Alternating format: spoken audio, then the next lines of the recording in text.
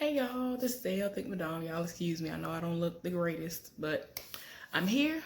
Hopefully I will put this video up. I literally have done at least 5 videos this week and I have not put not one of them up. I didn't feel like the quality was what it needed to be, therefore I didn't put it up. So I was just like, nah, I'm not gonna do that to y'all. I don't want to sit up there and do all that and then it's not what it needs to be. So I was just like, nah, I'm not gonna do that to y'all. So let me just sit down somewhere, wait until the weekend, and then I'll do it.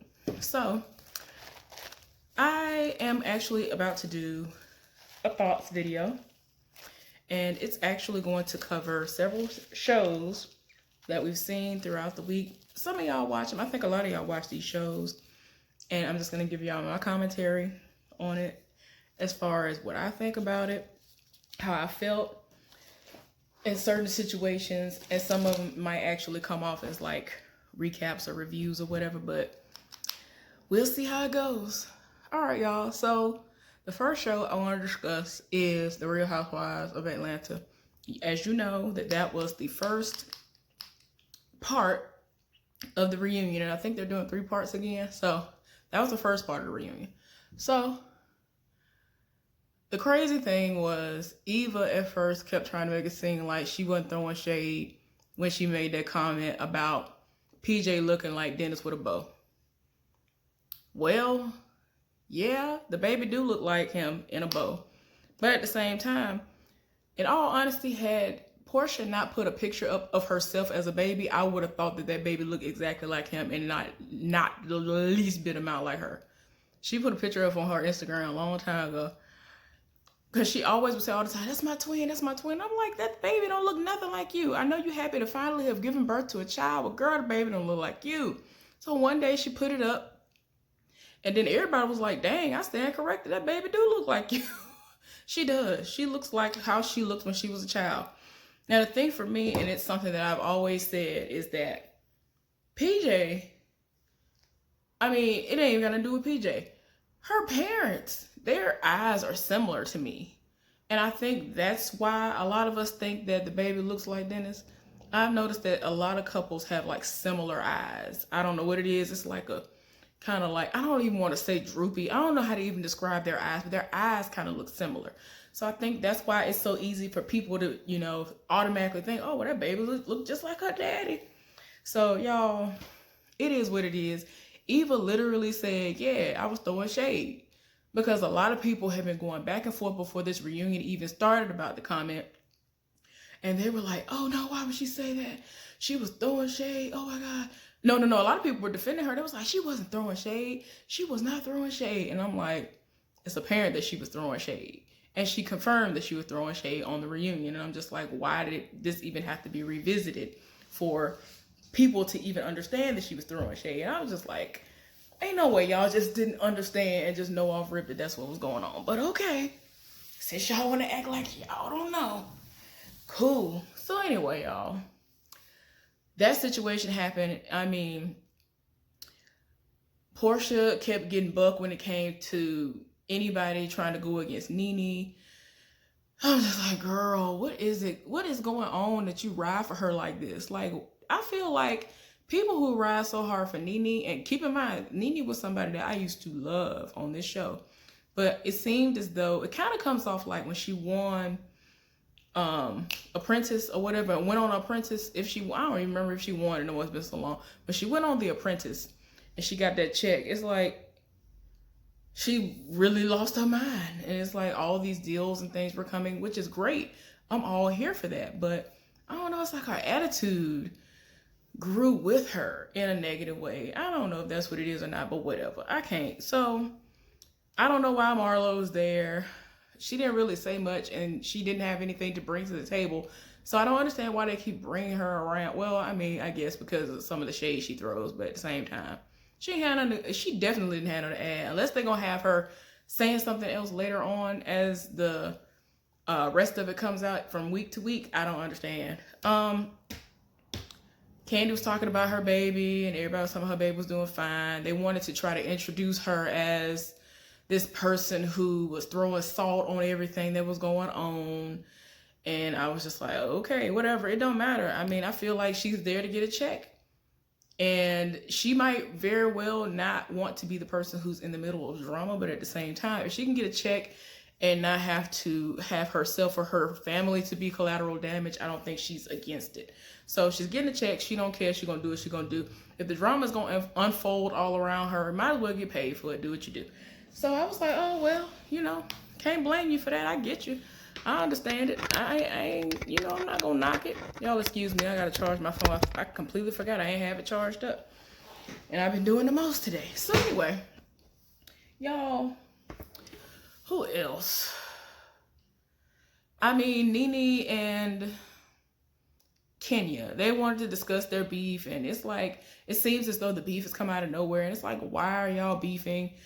And they were rehashing how various people have gone on various platforms talking about one another, and it's just like, I just wish the beef would stop. I wish it would get on somewhere.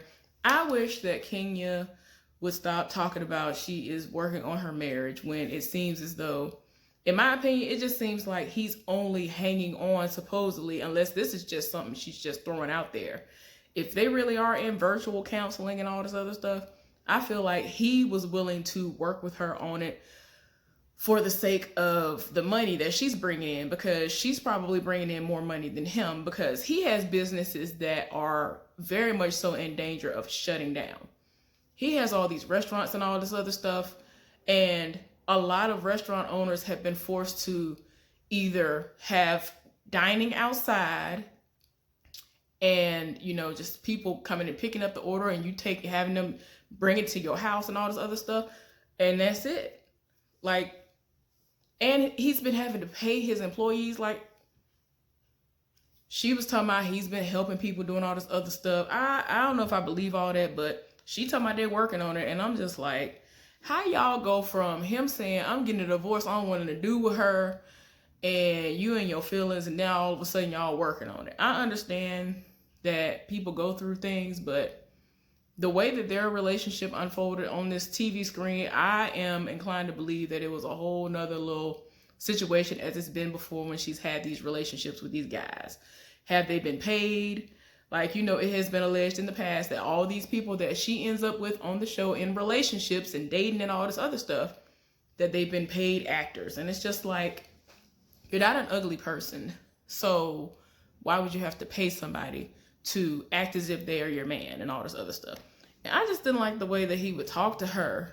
And it was just, it's like she just seemed like she had to become someone else for her to be able to fit in his world. And I'm just like, why you got to compromise your morals and whatever else? Why you got to compromise who you are? Now, I don't agree with how she handles things all the time, but you could tell she is like a completely different person when he's in the room. So I just wish, I wish everybody nothing but the best and all that good stuff, but I don't feel like her relationship, her marriage and all that stuff is going to work. They are still literally living in two different states. She live in the South and he live up north. That is ridiculous. And y'all have a child. Like, this don't make no sense. Like, I think that's all I want to discuss as far as that is concerned, but whatever. So let's move right along to Married to Medicine, Los Angeles. Do I really want to talk about it? I don't even want to talk. Never mind, y'all. I can't. I don't even want to talk about it. I don't want to talk about it. Anyway, moving right along to Monday night. So 911, y'all. I'm going to make a long story short, because what y'all not finna do is tear my nerves up over and over again. So Angela Bassett's character is still healing from the brutal attack that she received. She almost lost her life because this man was out here doing the absolute most into voyeurism, and he was running up on these women, learning their every move, and he would run up on them when they least expected it in full, you know, stakeout gear, and, you know, he just had on ski masks and all this other stuff. And he was, you know, doing things to them. And then he would take a souvenir. So she's trying to see what she needs to do in order to catch him. And, you know, it's just the absolute most. Her ex-husband, who y'all know is gay, and he finally came to terms with that.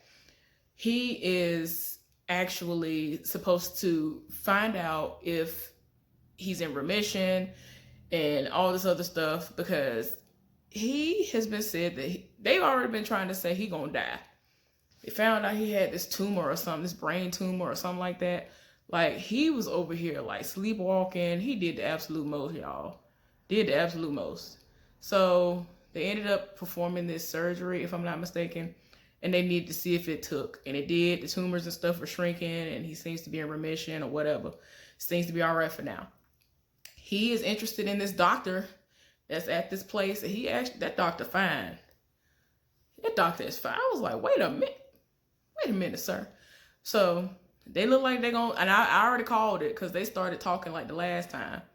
So they seem to be in a great place. I'm glad about it. Henrietta, who is the lesbian medic that's there, she is dealing with home life, and she's actually going to study to become this medical doctor and all this other stuff. So I'm very happy about that. She did a procedure out of nowhere, and it was something that someone who is supposed to be a doctor, a surgeon, is supposed to do. So she's studying medicine. She's starting all that. She has to take the MCAT, all the other stuff. So she's actually studying for that, doing well. And at first, her partner in crime, Chimney, he was in his feelings because she wasn't going to be around eventually. So it got to a point where he was like, you know what? She is amazing at what she does, and I understand why she wants to go into this program, and you can tell that she's very passionate about it. So he's actually helping to prep her for it and all this other stuff. Her family's been helping as well. Angela Bassett and her ex-husband, their daughter May, is graduating from high school, and they were supposed to have the graduation party at their house. Well, the new husband and the ex-husband got together because they were so angry and outraged by what happened to Athena that they wanted to take their anger and frustration and hurt out on something. So they both tore down the fireplace. And last minute, she didn't even know, because they waited until she was, I think she wasn't even home yet. I think she was still in the hospital at the time. They done tore the chimney down. She done got to the house and set it off. I was like, what is wrong with y'all? She done went off on both of them. I was like, Lord. She done asked Henrietta if she can host it at her house. And she was like, I don't even think that enough people would be able to park at my house to even have it here. So they ended up having to just have it there. The husband, as y'all know, he's like an architect or whatever. And he made it into a fire pit for now. And, he was like, well, it don't matter. I'm going to rebuild it anyway, because he ended up having that great news that he's going to be around a little bit longer. So he is excited. The main thing that this episode was about, and I don't want to get emotional because it was a lot that happened. There was a really massive train wreck. One of the old operators was there and on the train, and she had to make the 911 call. She used to date the younger guy, Buck, who is one of the people who works under Athena's husband at the firehouse. And he got to the scene. He saw her. He immediately was like, oh, no, we got to get you checked out. You were on this train. This is when he finds out that she has a whole fiance. And he's on the train and he's hurt. Well, she don't even know he hurt yet. She just couldn't find him. Don't know if he dead or nothing. So Buck in his feelings, and despite the fact that he was really pining after her still, he was like, I got a job to do. I'm gonna go find him. He promised her that he was gonna bring that man out of there. That man was in there, and it was a life or death situation to the point where it was going to be between him and this young girl, because this beam was like in her legs were up in her. Like, the most happened with the train, y'all. So they were able to save him, and he had kids. I'm like, Lord Jesus, fix it. So Buck is really in his feelings like, what? So when they actually ended up saving him and everybody else that they could save, she was like, oh my gosh, thank you, Buck. And he was like, that's Buck. Because he was talking to him the whole time, keeping him conscious and all this other stuff. And he was just like, that's Buck. And, it's like, wow, I met your ex. Your ex just saved my life. Wow. So they ended up having a meeting together, her and Buck, and he was just like, I just wish you had told me. Why didn't you tell me what was going on? I don't understand why you never came back here. In her mind, she was just like, look, after my mama passed away, I needed to go find myself. And I knew that if I ever came back here, I would never be fully who I need to be. So I went off and I didn't come back. If I would have came back here, I would have got with you and I would have stayed stagnant in my life. Never gone anywhere, never would have grown. So she ended up living her life, not responding to nothing he was talking about, went on about her business. Didn't tell him nothing about her new life. And I'm like, girl, you knew you was wrong. She was like, well, I was going to tell you. I was going to tell you soon. She literally is about to get married to this dude. Now set it off. And like, she was not here for none of that, like really, when she was with Buck. But Buck was very immature. So I understand that. But I'm glad that he met her and he dated her briefly, because that actually has molded him into an amazing person now. So yeah, that was just what happened with that. It was a really good episode. Oh my gosh. Okay, y'all. So Tuesday night. I got to get my life right. I'm going to try my best to be very brief on this because I'm sick and tired of just about everybody on here. Tyler Perry's The Haves and the Have-Nots. No, I said the wrong show. Tyler Perry's, which one? Because y'all, he got 5,000 shows. If Loving You Is Wrong. Doggone, couldn't even think of the name of the show. If Loving You Is Wrong, y'all. I'm tired of the woman who's sitting up here talking about, I don't want to have these kids no more. She just sat up here and was like, I don't care what you do, Brad. She's telling her ex-husband, you can take the kids, you can take the house, you can have the baby that ain't even yours. I don't care. I'll sign my rights over. I don't want this life. I ain't never want this life. I mean, talk about the man's manhood side. I mean, she did the most. I was like, oh my gosh, why? One of the many people that she slept with, which is a neighbor, a psycho. Oh my gosh, I cannot. He's sitting up here always trying to try the new neighbor across the street because he knows she has mental problems. She takes medication. Her husband is like this he works for the fire department and all this other stuff. He had to set it off when he came out the door. Now, he did vandalize that man's house, but that man was like, yeah. He saw through the bull and was like, don't talk to my wife. Don't say nothing to us no more. If you say something to my wife again, it's going to be an issue. So Randall's trying to act like he understood what it was. And old girl, she is curious. And it's like, in all honesty, if you've never dealt with a person who has mental problems before, like on the level that she has them, they are really like her. Like, they are really interested in a lot of stuff. They want to know what's going on. Even though they have mental problems, they want to know what's going on. And a lot of them have super duper high sex drives. So it's not going to surprise me if they end up screwing and things. I mean, it's not going to surprise me. It's not going to surprise me. But the husband sets it off at every turn. The heifer, who was the ex-married heifer, she done rolled up, the woman who just gave her children away to her ex-husband. She done rolled up next door after she was like, you can have the house, you can have the kids, I don't care, bye. She done rolled over to his house and she was like, where the drinks at? I need some alcoholic beverages. She said that poured her a shot of whatever drink he had in the house, and he told her, it's like, I was like, this is so stupid. The way that they wrote this out was so stupid.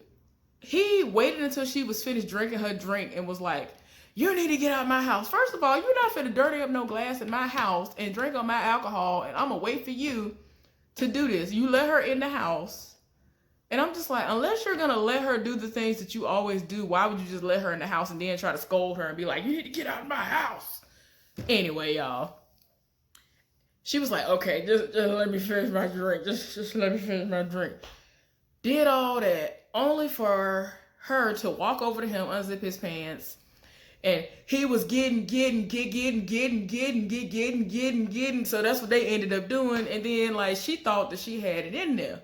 So apparently the next time we see them, she gonna try to like hug up on him from behind him. He's looking like, what you trying to do? What are you doing? She was like, I'm trying to get your card out of your wallet. And he looking at her like, heifer, you not gonna take my money? Like, girl, you just told your ex-husband you don't want no money from him. You don't want the house. You don't want the kids. You're dumb. You had all of this at your disposal. He was going to give you all this to still be with Randall's ex-wife and all this other stuff and build a life with her. I'm just like, you're stupid. Y'all, anyway, The heifer, the stupid heifer that sat up there and kissed Natalie's fiance. I don't understand. I don't care how happy somebody is. You know that your friend's man is very integral and was integral in getting you out of jail. Why would you sit up there and say, oh, well, oh, you thought something of that? Yes. Why wouldn't somebody think something of the fact that you acted like you're so happy that you just kissed him? She like straight up kissed him like for a long period of time. And of course, Edward is around the corner and recorded the whole thing somehow. I'm like, this is just not, how is Eddie this lucky? There is not that much luck in the world. I'm sorry, it's not, and I'm tired. He done recorded the whole thing. He done told Lucian, I'm gonna go ahead and send this to your little wife. He was like, you know what I'm gonna do? I'm gonna get it doctored up and have it sent to your wife. He doing the most. I'm like, bruh, if you don't go somewhere and sit down, I'm tired of my spirit. This is too much. Why are you doing this? So everybody know Natalie gonna kill everybody once she see this. So they already showed a preview of her, you know, where they showed where he broke into the house basically. And she was like, Eddie, get out of my house. Why would you walk in my house? And so she had like a knife and some mace and all this other stuff. I think she had a knife. And she was threatening him. And of course he pulled the phone out and started showing them kissing. And I'm just like, oh my gosh. They show next time she gonna walk into some house or somewhere where they somebody screwing. I'm thinking it's the heifer who kissed her fiance, her baby daddy in there screwing somebody is who I think it is. I don't know why I can't think of that heifer name. She's just so trifling right now, I think is why I can't think of her name. But the heifer who just got out of jail. Tired of my spirit. I can think of her son's name, Justice, for some reason. I can't think of hers. But anyway. Overall, what I meant to say when I said all of that was Eddie been needed a bullet in between the eyes, and Randall been needed a bullet between his eyes. I've been sick and tired of both of them. Eddie racist and trifling, and he don't do nothing like he's supposed to do, and he's supposed to be an officer of the law. Go somewhere and sit down, tired in my spirit. Lucian shot this man before. I was hoping he was gonna die, but of course he ain't died. When you're too evil to die, it's just not gonna happen. He's just too evil to die. But somebody been need to put a slug in him or put a bullet between his eyes. Him and Randall. That's the only thing that's gonna stop them. But anyway, that's all I'm gonna talk about as far as that show is concerned. Okay, y'all. So I saw The Last OG. I watch that all the time. This episode was basically about Tiffany Haddish's character securing the funding and all this other stuff, the backing that she needed with as far as her and her partner are concerned, because she's into interior decorating or something like that. And they're going to be moving to Jersey. Well, Trey, who is Tracy Morgan's character, and that's the father of her twins, he ain't here for it because he didn't got out of jail, prison, or whatever. He still ain't got no vehicle. That means he can't travel. I'm thinking he's still like on house arrest and all this other stuff and whatever. And, you know, it ain't like they moving like far away. They're in New York right now. And, I don't know if it's Brooklyn or what, but you got to go across them bridge. You got to go across them bridges and things. So he was in his feelings about that. It got to the point where nobody wanted to go. Even the husband was reading and was like, I don't want to go. The kids didn't want to go. Well, the son didn't really care. He's just, Shazai, whatever his name is, he just got to the point where he's like, I feel like I'm a new man. The old me is this, and this is the new me. So basically, he was here for whatever was going to be. The girl, she ain't here for it because she felt as though she has cemented herself in the community as far as friends are concerned. Now she's going to have to go somewhere and make new friends. She ain't here for it. Shay, who is Tiffany Haddish's character, she wasn't here for it. She was mad with everybody. She got so mad with everybody. Nobody was packing up the house. It was down to the Packers who was trifling. Literally every single person who was supposed to help with the move was trifling. So it got to the point where she stormed out. She was in her feelings. Everybody could tell that she was in her feelings. Trey came over in the middle of her being in her feelings and she was just so overwhelmed she left and she needed to go get some air. So she ended up going to see her business partner. Her business partner had some nice, elegant service of people who came to pack her stuff up. And then all they had to do was just move the boxes unless the boxes were already packed and in the new place that she was moving to. But she was talking to her and she was like, my family doesn't support me. And I mean, she really was in her feelings. It got to the point where Trey was over there and, you know, he was like, well, I realized that, you know, things are happening for a reason. And when I got out of jail, everybody was there. I was worried that when I got out, wasn't nobody gonna be there, but everybody was there and they welcomed me with open arms and all this other stuff. So I realized what I got to do. And basically, he got a lot of people who live in the building where he is the maintenance man at, and he got them to come and help pack up stuff so that they could move. So she came back, she done cried and broke down into tears and all this other stuff. And, you know, her dream is now realized, and she's moving with her family to Jersey. So that was the end of that. That was a really good episode. A lot of people were talking the week before last about how Cat Williams was in the episode. Like, they were like, I was just so shocked he was in this episode. And I'm just like, he is an actor too, so I don't know why you were so shocked that he was in an episode of a TV show with another comedian, but okay. Like, I'm like, he literally does a lot of the same things when he's on these shows, but it was hilarious. It was a good episode, but I thoroughly enjoy that show. I don't know why, but I've always liked that show. So anyway, Thursday night, How to Get Away with Murder, the finale, the series finale, the series, not season, the series finale of How to Get Away with Murder came on, y'all. I'm gonna have to go one by one because the absolute most happened. Y'all, I was tired of my spirit. Y'all already know Annalise had been trying to win this case because everybody putting her on trial saying it's Annalise's fault that all these things happen. All these people have died. All these people have gotten harmed. All these things have gone wrong in life, all because of Annalise. But everybody keeps failing to realize Annalise has never once killed anybody. She didn't kill none of these people that they've been trying to put her on trial for. All them children that were up under her, all of them and everybody else who worked for her, them the people been pulling triggers and throwing people off of balconies and drowning folks and breaking necks and stabbing people and just all of this stuff. All of this stuff is stemmed from them doing these things. They've done these things. Now, what has happened is she learns of these instances and she helps to cover them up. She has helped to cover them up, or her associates, Frank and I was about to say Molly, Frank and Bonnie, they help to cover up this stuff. So it got to the point where she was like, look, I want to represent myself. So Tegan was taken off the case, but she was still there. They had a moment when they, you know, did some kind of like little recess. This heifer that went up in there was like, I have feelings for you and all this other stuff. I was like, Lord, Tegan, don't do this. I was just like, girl, you shooting your shot for no reason. And see, she's actually been offered like money from Laurel and all this other stuff to kind of go somewhere and disappear, do what you gonna do, because she has been like implicated in so many different situations. Laurel appeared and everybody's just like, okay, where does heifer come from? But she got Tegan by herself and was like, look, you need to do what you need to do, and you don't need to be a part of this no more. And it's like, she didn't want no parts of it, but if she needed to, it's like she just had this realization, I'm in love with Annalise, I'm in love with you, girl. And she was just like, girl, I ain't nobody. You can find somebody that actually is deserving of you. It ain't me, bye.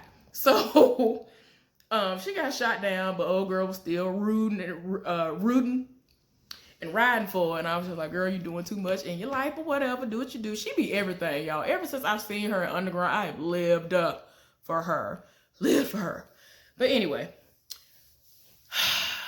to make a long story short, for those of y'all who stopped watching How to Get Away with Murder, Asher was killed. Nate is fine as I don't know what, y'all. I first saw him in, as far as remembering him, because he's probably done, I think he's done stuff before this. Nate, the guy who plays Nate Leahy, I used to see him on, what was it, The Sons of Anarchy? Yeah, I used to see him on The Sons of Anarchy. Ooh, it's like he just get finer every time I see him on something. Like, this the finest I'd ever seen him. But anyway, I digress, my bad. So, y'all, he was offered like $20 million to like testify. And his testimony ended up benefiting Annalise, and it was supposed to go against her. I think old boy still, we were supposed to infer that he still got the $20 million after it was all said and done, because he ended up building some kind of company from scratch. Connor went to prison for 5 years. He told his husband, I got divorce papers. I don't want to be with you no more. He was like, nah, you don't mean that. You ain't going nowhere. don't do that, whatever. You don't have to turn yourself in. He was like, yes, I do. I'm turning myself in. And then he was like, no, you don't. You love me. You can't even say it. You can't even say you don't love me. Ain't no way you're going to turn yourself in. Don't do this. You love me too much. You wouldn't dare do this. And he, you know, sat up there and mustered up the courage to tell his husband that he don't love him, gave him his ring and told him to go on by his business, go live your life. I ain't nobody. I ain't good for you. And you can tell that it pained him to say that, but he felt like he said what he needed to say in the moment to kind of let go of him and serve his time, because he felt like he needed to serve this time. He has done so many things. He has done so much. And he was just like, I got to pay for my crime, so whatever. And y'all, time went by. He got out after however long he really was in there. They showed them old and gray. They still together and still married. I was like, y'all better do that. Michaela, I don't know if they did something with her sentencing, but she looked rough. Black was cracked. I'm sorry. Black was cracked. And I was just like, Lord Jesus, what's going on here? Whoo, you look rough, girl. You look rough. And I think she had kids or something. And they showed her. I was just like, Lord, I was so focused on how rough she looked. I don't know what in the world was going on. They had her swearing in somewhere or something. But I was like, okay, y'all doing a lot. But she looked rough. Laura was old and gray. And you know how they kept showing for the longest, showing Annalise dead. Annalise is dead. But she grew old and gray. She grew old. She grew old. And she lived her life out with Eve, you know, the ex that she was with. If I'm not mistaken, that's what she lived her days out with. They showed hands together, like literally that's all they showed were hands. And eventually they showed just Annalise's hand as if she was like in the ancestral plane, or the middle ground before you ascend to heaven or go to hell or wherever you go. I just had it. Oh my God, purgatory. Y'all know what I'm saying. Y'all know what I'm saying. I don't know why I can't think of the name of it. Something Tory. And this episode just did a lot. Y'all. So yeah, she really did die. But look, this was the gotcha. Before they fast forwarded to when she died, right? She was outside giving a speech because she won, right? So all of a sudden we see Frank. And so Bonnie lives for Frank, even though Frank told her, you know, forget about me, go live your life, you can do better than me, whatever. She like Frank. Like, she going through the crowd trying to get Frank. Then she realizes Frank got a gun. And she's like, Frank, no! Frank just sat up here and, like, killed the governor, I guess, or shot her up, or so he did the most. And I guess Secret Service or somebody shot him up. And so he died. And, like, I'm just like, Lord, what is going on here? This heifer done got shot. Bonnie died. I said, what? Everybody died at like 0.2 seconds. I was like, you know what? I cannot. I'm tired of my spirit. Too much just happened right now. So I was like, what? This is what we gonna do? So anyway, fast forwarded back to the funeral. So we know we already knew ever since what, the beginning or the end of last season or the beginning of this one. I think the end of last season that Wes was alive. So they show Wes again. So apparently him and Laurel are back together raising their child. I'm pretty sure she knew he was alive, or she knew long before everybody else found out about him being alive. Wes look good. Wes look so good. Wes look like he's 29 right now. And he got to be every bit in range of 63 and a half on the show. And I was like, why everybody is a little old? Well, I mean, I guess everybody a little older, decrepit, because they didn't live their life right. A lot of people, see, what the old people tell me is, I don't know if you ever grew up around older people, but they always told me if you live right, you look how you're supposed to look. You know what I'm saying? Even if you have a little bumps and bruises along the way, you don't end up looking rough. Michaela was looking rough. Everybody else was looking old and decrepit, essentially. And I was just like, Lord, everybody look rough except for Wes. Wes looks so good. I was like, wait a minute, sir. I will roll up. I will roll up right now. How old are you? 73. How old are you? 63, 73. Like, he was up there. He had to be at least 50 something. And he was looking good. I know he had to be at least 60 something, because Laura was looking old. Everybody was looking old. I know somebody gonna say it. So y'all can say what y'all gonna say in the comments. If you say what you gonna say as far as what I'm saying in this part about Wes looking good and everybody else is looking old and decrepit, you know, outside of Michaela, I'ma laugh. I'm gonna put a laughing emoji up under that. Y'all already know what I'm talking about. I ain't got nothing to say on that. But Wes looked good. I was like, wait a minute, sir. And guess what? He had the audacity to roll up to a law school, and he was doing what? Doing exactly what Annalise did. Is the exact way that we were introduced to her. That's the exact way we were introduced to him. And he was like, and this is a course that you basically want to call the same thing that my mentor called it, How to Get Away with Murder. And he wrote it on the board. I was like, y'all better do that. Is it going to be a spinoff, though? Is it going to be a spinoff? Because I would watch it. I like Wes. One of my friends was obsessed with Wes, and when he thought that he was dead, like for the longest, he was like, I don't believe he dead. He ain't dead. He ain't dead. I don't believe he dead. And I was just like, what in the world? Turned out this man was alive this whole time. But anyway, y'all, I'll do one more show and then I'll be done. Y'all, growing up hip hop, I'm tired in my spirit.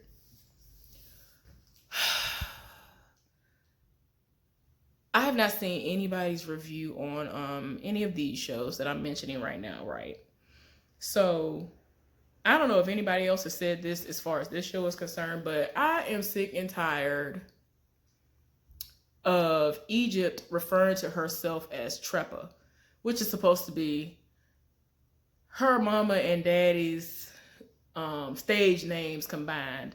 And you know that they both fight and do all these things, and they're known to be doing the absolute most, and you don't want to step to them, and they're just so big and bad. And I'm just like, girl, sit down.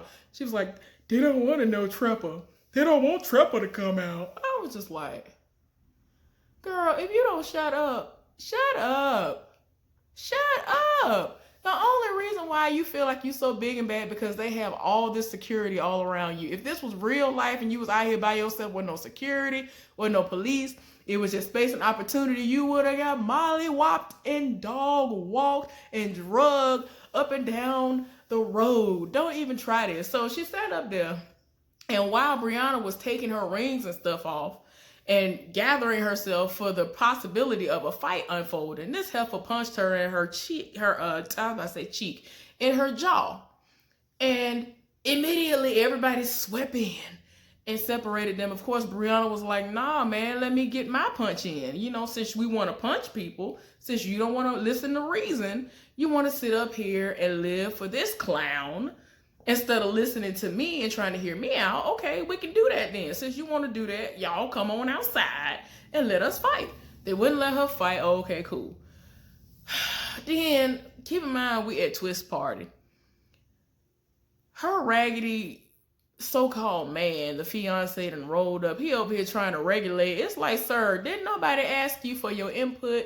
Didn't nobody ask you to try to roll up? He literally was so happy that she hit Brianna. And I'm just like, why are you excited that someone who's never fought in her life just hit somebody? In all honesty and reality, if Brianna wanted to, she could file charges against her and she could go jail. She could go jail, sir. And you know, you ain't got no bail money. We know her mom and daddy got it, but you ain't got it. So if she was not out here depending solely on her parents, you'll be sitting up there looking crazy because y'all ain't got no money to bail her out of jail. But because her parents are who they are, she probably won't face any type of jail time, won't have to pick up no trash on the side of the highway, won't have to do nothing. So it's like, sit down. Why are you so excited that she hit somebody? I was so tired. I was like, bruh, sit down. Oh my gosh. And I'm very perplexed. I'm not trying to read. I'm not trying to be funny. I have nothing against anybody who is a part of the LGBT and all the rest of the people in the alphabet community. I am not against y'all. I just don't understand what Egypt sees in him at all. He literally is a lame. He is a lame.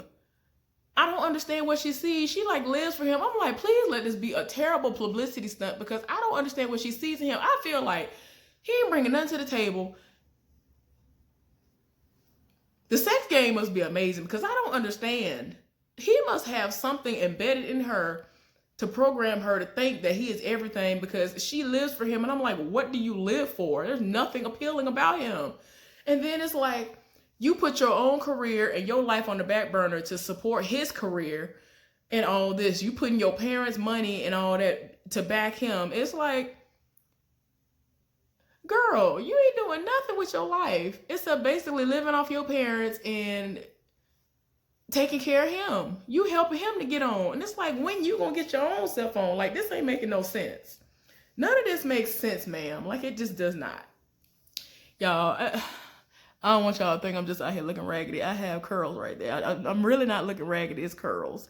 So when I'm picking at stuff, I'm just trying to, whatever. So y'all, I have issues. But anyway, I just don't understand. He irks my soul. And like, everybody who has known her, everybody is just like, wow, you've changed. Like, you are nothing like how you used to be. And it's not like just Brianna saying this. Everybody is saying this. Not just TT, her cousin, saying this. Everybody is saying this.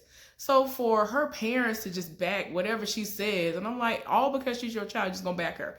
I hate people who are like that. If my mama and my daddy are like, if my child wrong, my child wrong. I'm not just gonna be like, well, that's my child, or whatever they say is what I'm gonna go with. No, if you wrong, you wrong. Y'all, I'm tired. I don't even want to talk about that part no more.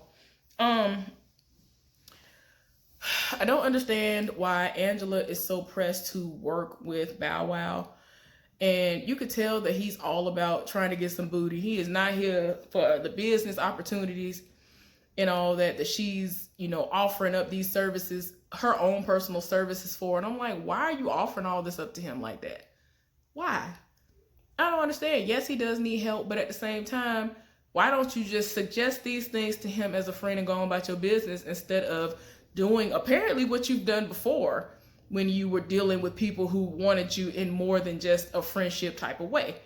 We learned, at least I didn't know nothing about it. We learned within the episode when Master P and Romeo were doing one of their scenes that some kind of merchandise or whatever that they were promoting, Angela was like part owner, or she had her hands in it some kind of way too. And so after they filmed, they were like, okay, so we need to ask, why is it that you never mentioned Angela in this? Because she was part owner or she had her hands in this. And Master P just starts saying it on, we're not going to discuss this. See, this is TV, y'all. This is how they do. This is reality TV. I see how y'all gonna do.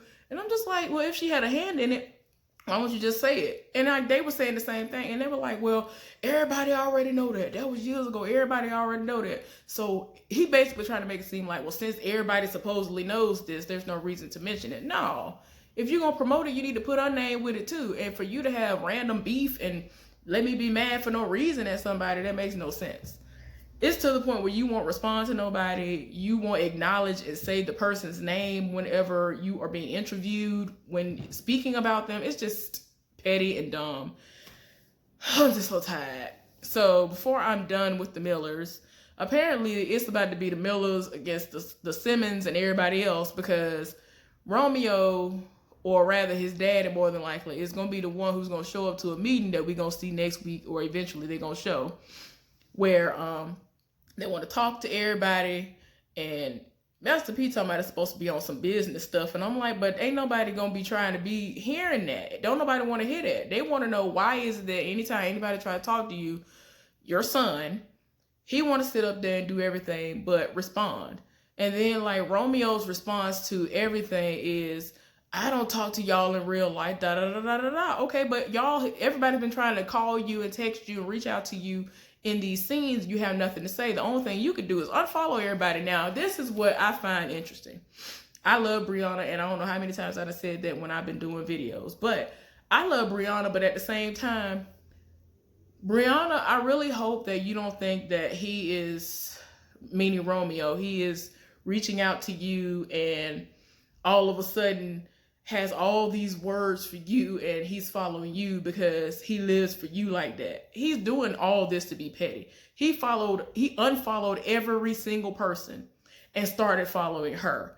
And everybody else he was talking to, at least what we've seen, he had all kinds of interactions with them on the screen, more than he was having interactions with her.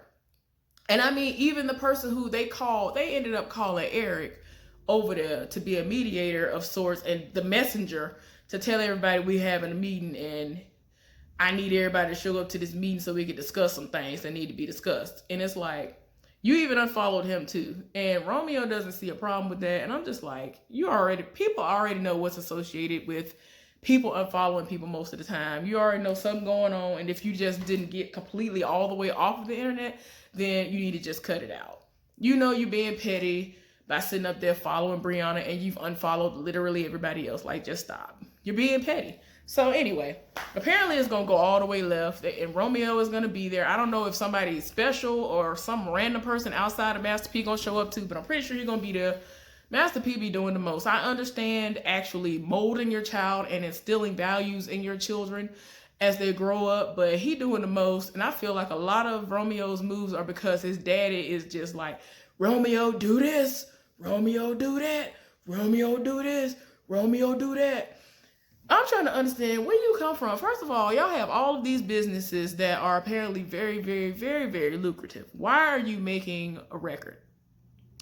You were very unsuccessful when you did a record, when you were doing music before. Everybody just thought that Romeo was a cute guy. That was it. They thought he was a little cute boy.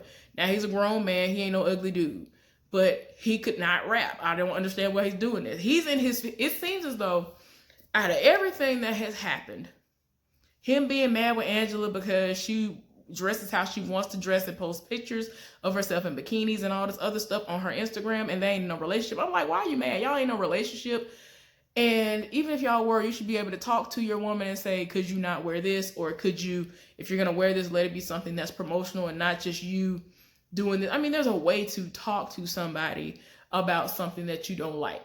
Instead of you just saying, you know what, she did this, I don't like it. I'm going to unfriend her. I'm going to unfollow her. I'm not going to respond to any of her calls or text messages. Wah, I'm a baby. Because that's literally the way he's acting. And I'm just like, why are you acting like this? Why are you being petty and mad? Y'all are not in a relationship.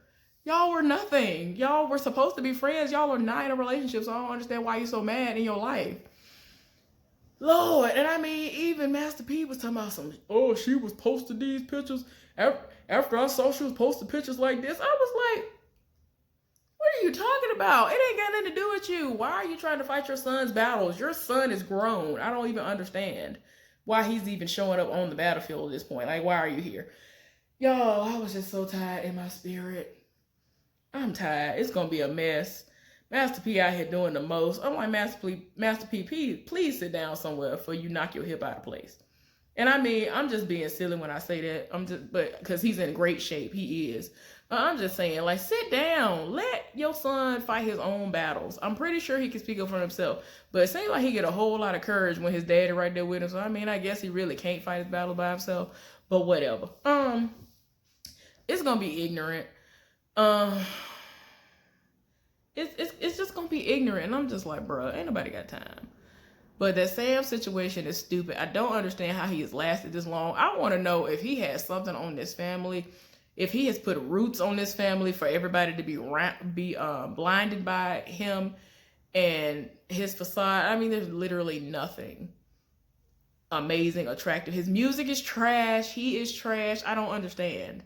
Ain't nothing amazing about this dude at all. He is beyond basic and he's a bum. Like, what do you see? Egypt is gorgeous. I'm just like, girl, you actually can sing. And like I said before, she didn't put her life on hold for him. And it's just like, you literally be at the house doing nothing while he out here using your mom and them money for studio time, making the records and all the stuff that he do. And I'm just like, why? And everybody on the cast is tired of him. But anyway, y'all, I'm gonna get out of here. I've held y'all long enough. I really hope that y'all got a kick out of my little thoughts video today. I do watch stuff and I do actually do stuff, but I just don't feel comfortable with some of the things that I have put out there. If it's not what I feel y'all would like, I didn't put it up there. So hopefully y'all won't think this is too long. Fast forward if you need to get through it. I really would appreciate it. Anyway, I'll see y'all later on for something else. Y'all have a wonderful weekend and be safe out there. Bye.